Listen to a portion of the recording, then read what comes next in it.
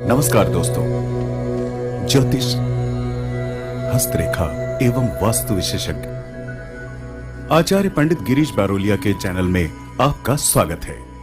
कृपया हमें अपना स्नेह व सहयोग प्रदान करें। हमारे चैनल को सब्सक्राइब करें और बेल आइकॉन को प्रेस करें। साथ ही अपने आत्मीयजनों के साथ इसे अधिक से अधिक शेयर करें। आपका जीवन मंगलमय हो। लाइक करें, शेयर करें।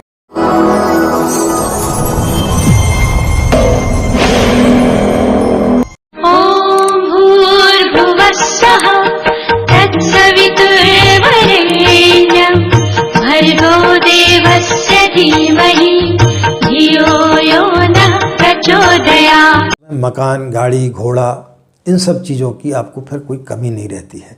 ये सब चीज़ें गायत्री माता आपको देती है। द्रविड़म, धन व्यक्ति को मिलता है, लेकिन व्यक्ति को धन कब मिलता है?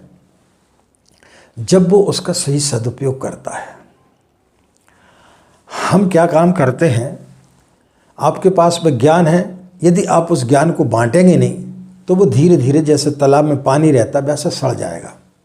नदियाँ निरंतर जो है लोगों को देती रहती है, इसके लिए उनका जल जो है स्वच्छ रहता है और पवित्र रहता है।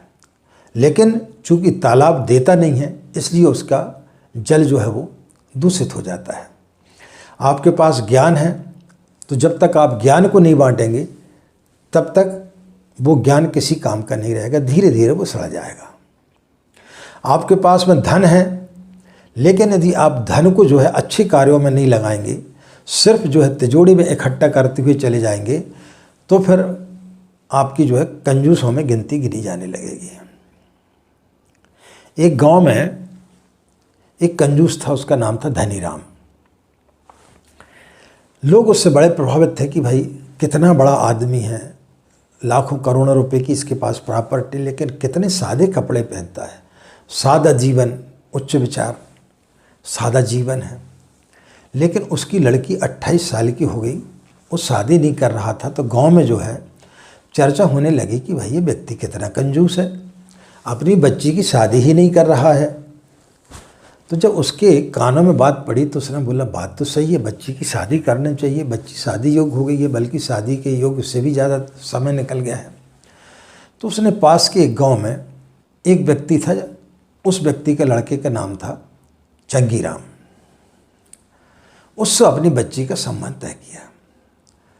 तो जब वो सगाई करने के लिए आए तो लड़के के पिता ने धनीराम से बोला कि देखो भाई, मेरे पूर्वजों ने बड़े मुश्किल से जो है ज़मीन जायदाद, चल अचल संपत्ति को एकत्रित किया है, तो मैं यह आश्वस्त होना चाहता हूं कि तुम्हारी बच्ची फिजूल खर्ची तो नहीं है, तुम्हारे घर में इस प्रकार का कोई फिजूल खर्च तो नहीं होता है, अन्यथा हमारी बनी हुई ज़मीन को, हमारी बनी हुई संपत्ति को वो आकर के नष्ट कर देगी। इस चीज़ का पहले मैं सगाई करने के पहले ये जान लेना चाहता हूँ, क्योंकि मैं जो पगड़ी पहन के आया हूँ ये मेरे पिताजी के पिताजी के पिताजी के पिताजी, उनके दादाजी और 5वीं पीढ़ी में जो थे, उन्होंने एक व्यक्ति से, अपने मित्र से उधार में ली थी, तो ये पगड़ी तब से चली आ रही है।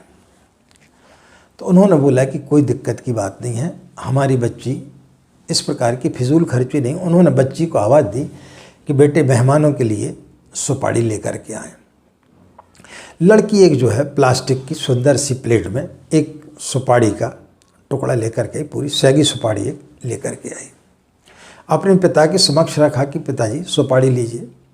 उसने सुपारी को मुंह में डाला, आधा मिनट तक मुंह में घुमाया और घुमाने के पश्चात उसको मुंह से निकाला और बढ़िया कपड़े से साफ करके उसमें प्लेट में रख दी और समधी के ऊपर की तरफ बढ़ाया कि लीजिए समधी जी।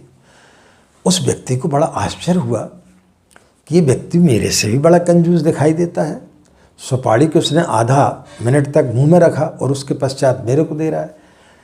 तो उसने बोला कि समधी जी आप चिंता मत करें, ये मेरे पिताजी के पिताजी के पिताजी, उनके दादा परदादा 7वीं पीढ़ी में जब अकबर का राज्य था, उनका शासन था, तो उनके महल के बाहर जो सुपारी पड़ी मिली थी उसको वो उठा करके लेके आ गए थे। तब से इस सुपारी का सभी लोग, हम 7 पीढ़ियों से आनंद ले रहे हैं, आप भी इसका आनंद लीजिए।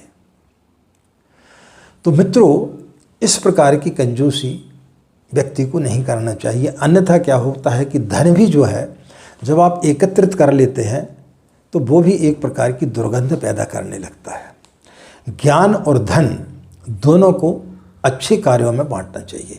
अपने ज्ञान को लोगों में बांटना चाहिए, धन को ज़रूरतमंद लोगों को आपको देना चाहिए। आप के पास यदि भगवान की दया से पैसे हैं तो आप स्कूल खुलवाएं, गरीब बच्चों की सेवा करें, अस्पताल में जाकर के जो है आप जो बीमार व्यक्ति हैं, जो फल इत्यादि नहीं ले सकते, दवाएं नहीं ले सकते, आप उनको जा कर के दें। लेकिन कुछ अच्छे कार्य यदि आप करेंगे तो आपको धन की वर्षा होगी। तब फिर गायत्री माता आपको क्या देगी? द्रविड़म, यानी धन देगी।